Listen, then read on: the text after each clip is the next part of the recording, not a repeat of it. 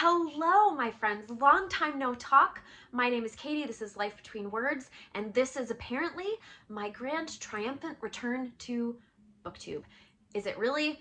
That remains to be seen, but I'm here today a month late to talk to you about my favorite books that I read in 2022. Let's get into it. 2022 was not my best reading year. I think I only read a total of somewhere in the range between 35 and 40 books. I want to say it was like 37 or 38. I can't remember.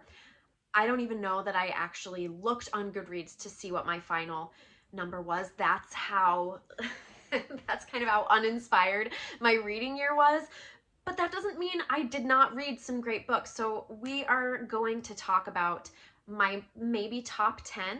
I probably have a few honorable mentions, but maybe that'll be a different video. By far the most numerous category in my top 10 were middle grade books. So we're gonna start with Pony by R.J. Palacio. Palacio? I don't know. While it is a much beloved middle grade book, I also know that it's not for everyone, but this book really, really worked for me, and let me tell you why. First, a synopsis. Pony follows 12-year-old Silas, whose father goes missing. So these horsemen show up in the middle of the night and scare the pants off of Silas, and Silas decides he needs to go on a journey to find his father. Partly because I think a pony shows up. A pony shows up at his door, and that is what spurs Silas to go and find his father. His companion along the way is a ghost named Mittenwool. It's a little bit of a Western. It's a little bit of a ghost story. I thought this book was masterfully told, and I really, really enjoyed the journey that Silas took and the lessons that he learned, the hard things that he encountered that all felt real. And even though this was a ghost story, it wasn't a scary ghost story. I thought that it was a very tastefully done ghost story. It was almost like ghosts were just a part of the world. In a way, it felt like a mashup between a Western and The Sixth Sense, if any of you have seen that movie. Okay, next favorite middle grade book that I read. Actually, this one I did not read during middle grade March. I read it after middle grade March. But Krista and Amanda both read this one during middle grade March and loved it. So I knew that it was a book that I had to pick up sometime during the year, and I did. And I also loved it. This book is about a young girl named Petra Pena, and Petra's family, her parents are scientists, and the end of the world is fast approaching. There are 3 big ships going to explore space and find another planet for humans to populate. Her family is one of the lucky few who get to join, who get to take this journey into space. They get put to sleep. I don't remember what it's called, but you know, when you go into space, it's a really long journey. In all the science fiction movies I've ever seen, people get, you know, put to sleep cryogenically or whatever, you know? Anyway, her family gets put to sleep, but she realizes pretty quickly that something is not right. It's like a dystopian set in space. When Petra wakes up from her sleep, she discovers that the ship that she's on has been taken over by people that don't really look like people anymore and also don't really act like people, but are technically people. But they're people without a history and people without a story. Petra has always been a storyteller. She's never been inclined to science like her parents. So she uses the gift that she's been given, storytelling, to her advantage in this new world that she finds herself. I didn't even write a review of this on Goodreads, so unfortunately, my thoughts are not very clear. But this book really is about the importance of storytelling and the importance of remembering our history, knowing where we came from so that we know where we want to go, so that we know what mistakes to avoid and also what we want to remain, what we want to keep hold of. We need both of those things to really understand who we are, who we were, who we want to be, that is what this book is about, and it's done so brilliantly. The writing is amazing. The characters are lovely. I really, really loved this book and thought that it was absolutely, absolutely worth the Newbery Medal. Next, we have another highly lauded book. I believe this one came out in 2021, and I'm pretty sure that I saw this on many favorite books of the year last year, and that is Everything Sad is Untrue by Daniel Nayeri. This book is a nonfiction middle grade memoir about Daniel recalling his childhood when he and his mother fled from Iran because they were Christians and were afraid of persecution. So they fled Iran and came to the United States. And it's a lot about the persecution that he received here, not as a Christian, but as an Iranian. This book is shelved in middle grade because I believe the story that he's telling occurs when, I want to say, he's a middle schooler, which is definitely middle grade, 12, 13. It is definitely written in a way that does not talk down to middle schoolers. It is complex storytelling in the most beautiful, profound way. The way Daniel weaves his life together and also weaves in stories of Persian folklore into his own life, it's just astounding. This is an incredible memoir. Like, not even just middle grade memoir, just memoir in general. Incredibly well done. Loved this book. And it won the Prince Award, which is excellence in young adult literature. I don't know. This book is so hard to shelve, right? Because it's about a middle schooler. It's technically a middle grade novel, but it probably actually in content and like tone feels more, I guess, YA. Really, really, really good. This is one that I did read during middle grade March. A Place to Hang the Moon, which is also a much beloved middle grade novel. I would say this book feels like a light-hearted version of The War That Saved My Life. Also with a touch of The Lion, the Witch, and the Wardrobe without the fantasy. It's about three siblings who lose their grandmother who they lived with. Their grandmother dies at the very beginning of the book, and the Blitz is happening. So that's when the Germans came and started bombing London. Do you want me to hold you like this? So the Germans are bombing London. These three kids are sent out into the countryside, and their lawyer tasks them with finding a new permanent home.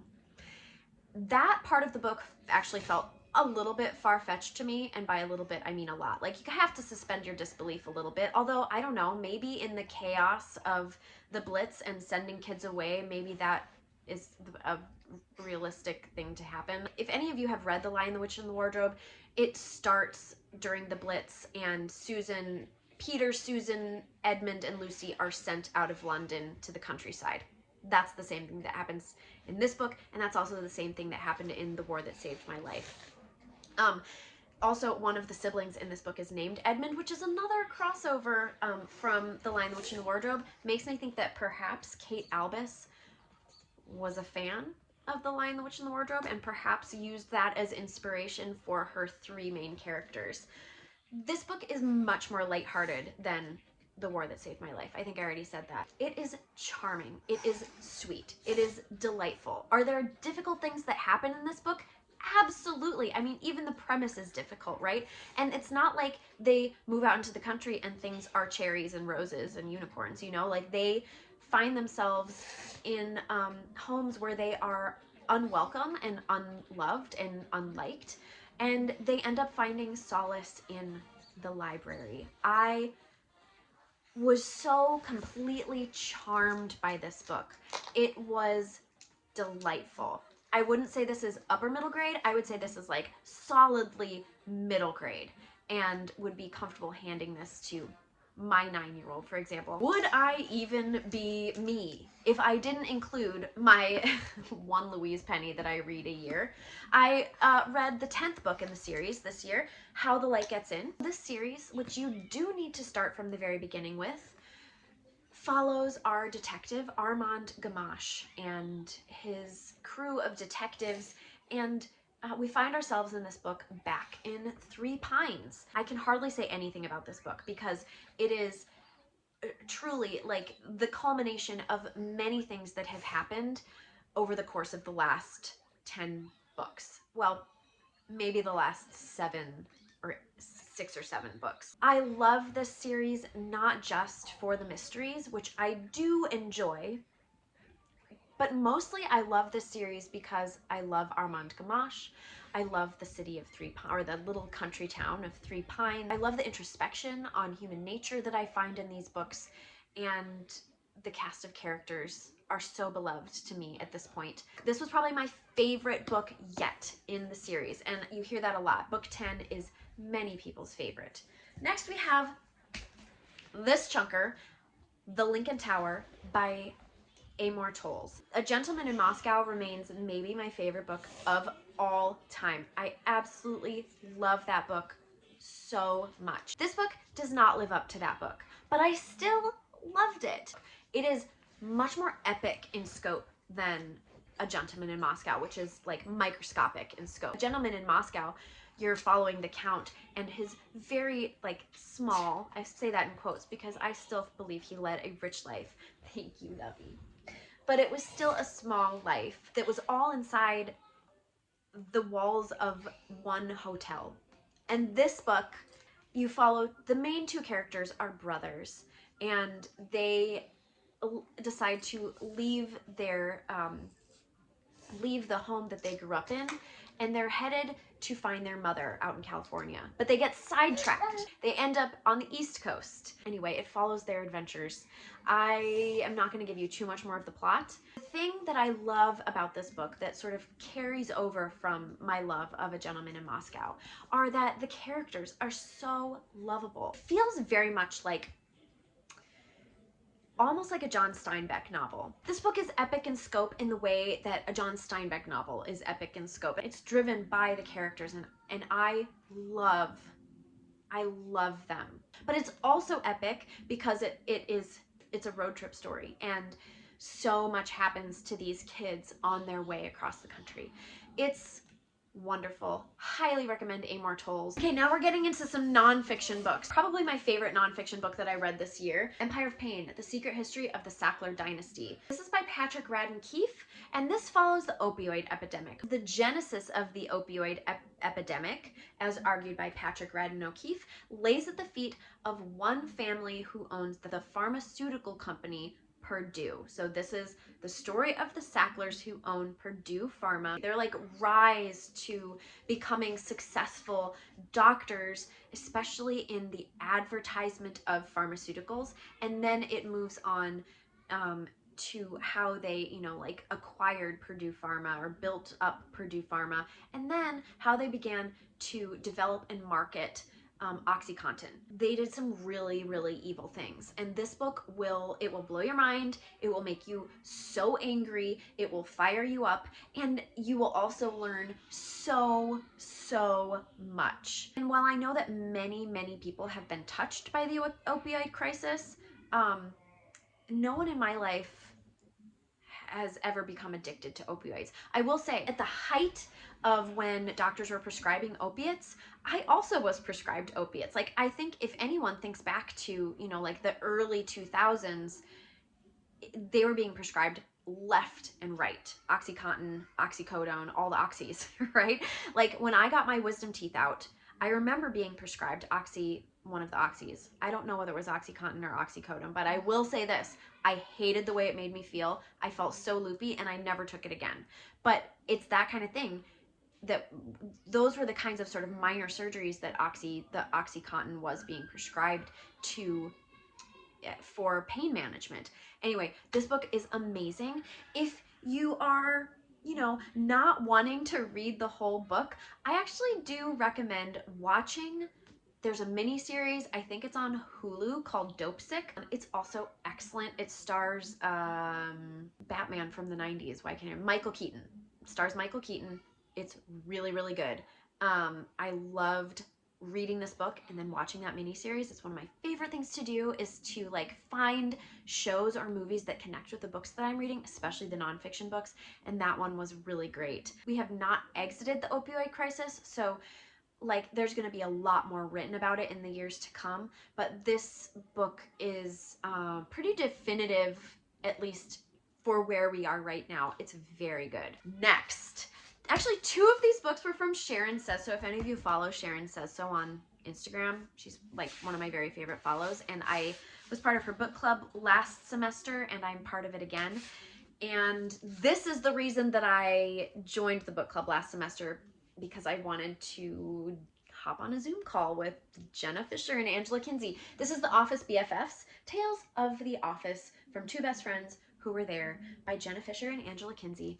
This book, it's funny that this made my top 10, but it had to, because I love The Office to the depths of my soul. I love it. I fall asleep to it almost every night. Like, it is my comfort show. And I cried during every chapter of this book. I shed tears, which is so funny because this isn't a sad book. It's a very happy, lighthearted book about friendship and about, yeah, I mean, ultimately this book is about friendships. It's about Angela and Jenna and their friendship, and how their friendship came to be through The Office, and how they lifted each other up over the years, and also their friendships with the other cast members of The Office, and stories from their time on The Office. It was so delightful, and I was so charmed by it that it moved me to tears in every chapter. I'm ridiculous. During middle grade March, I read all 13, The Incredible Cave Rescue of the Thai Boys Soccer Team. This is another nonfiction middle grade book, very different than Everything Sad is Untrue, because this one is not a memoir. This is a book about a group of kids, a group of Thai kids, a soccer team, gets caught in these caves that started to flood. And it's about the world, really, the world coming together to save these boys. And it was miraculous. How they were rescued was a miraculous, incredible story. There was certainly tragedy, but the incredible nature of the story is that all 13, everyone on this soccer team that was caught in the caves, lived. That is amazing. This is also another book that has a great TV show, or like not even TV show, it's really a movie. I think on Prime, I think on Amazon Prime. There might even be a documentary. I haven't watched the documentary, but I have watched the dramatization of this story, and it was very moving as well. Highly recommend this book. It was a pretty quick read because there's lots of pictures and stuff to carry you through, but this was a great middle grade nonfiction. I didn't know how much I enjoyed middle grade nonfiction. I'm gonna have to read more of it. Finally, we're back to a fiction book, because this was maybe my favorite book of the year. It just hit me. It was like one of those books that hits you at the right time and right place in your life, and this one was it for me. It's called Remarkably Bright Creatures by Shelby Van Pelt. Was this a perfect book? No. Was it a perfect book for me? Yes. I loved this book. It checked all my boxes. This is about an older woman, there she is on the cover, Tova Sullivan, and her unlikely friendship with a very grumpy old octopus named Marcellus. Marcellus is a giant Pacific octopus, and if you don't know anything about octopuses, they are incredibly intelligent. Are they so intelligent that they have an internal dialogue? Probably not. But in this book, Shelby Van Pelt imagines that Marcellus is so intelligent that he is maybe even a little bit more perceptive than human beings. So for those of you who don't like animal stories, or who don't like animals who are anthropomorphized, it's not like Tova has conversations with Marcellus where they talk back and forth. You know, you don't hear them talking together. Marcellus's chapters are him thinking to himself and reflecting on how silly human beings are and how smart and perceptive he is. Shelby Van Pelt was inspired by the book The Soul of an Octopus, which I read a few years ago and loved. It's a nonfiction book about octopuses. So her love for that book, it makes sense that if you love that book, you'd love this book. I fell in love with octopuses after reading The Soul of an Octopus, and I fell in love with Marcellus reading this book. So it's about these two, their unlikely friendship. It's also about Tova, and Tova is a widower, and she also tragically lost her son 30 years prior to the occurrences in this book. And so she's grieving a lot. And there's a little bit of a mystery. Now, this is not a mystery book. And for those of you who enjoy mysteries, don't read it for the mystery because you'll be really disappointed. But there is a mystery in the book that Marcellus helps to uncover. And it's about Tova finding not just friendship with an octopus, but also about her like coming back to life in many ways. I really loved this book. It really touched me. I also found it delightful and charming. Like, there are some bittersweet moments in this book, but it's also just really delightful, and I loved it. And I hope that if you haven't read this book, you'll pick it up, because I know this is another sort of favorite, many people's favorite recently. Okay, those were my favorite books of 2022. Marigold, what do you think? What do you think? 3-year-olds. Okay, those were my favorite books of 2022. 2023 is off to a good start. Hopefully a better reading year than 2022 for me. I'm very eager for the year ahead, and I'm very eager to be back in this space. I have really missed it. I'd love to hear what your favorite book was from 2022. I'd love to know if you've read any of these books, if you loved them, if you hated them. I mean, if you hated them, be kind. Be kind. But I would love to have a discussion with you down in the comments. I never meant for this to be such a long hiatus. Life is returning a little bit back to normal for me in terms of just like the craziness of, I mean, a lot happened in the last couple of years. We moved, we've been in a renovation, I started a business. Have I even mentioned that on this channel? I don't know. It's been a long time, and I've been very distracted and harried. That being said, I'm glad to be back. Okay, I will talk with you later. Remember to like and subscribe if you're new here. I would love for you to stick around. I will talk to you later. Bye, friends.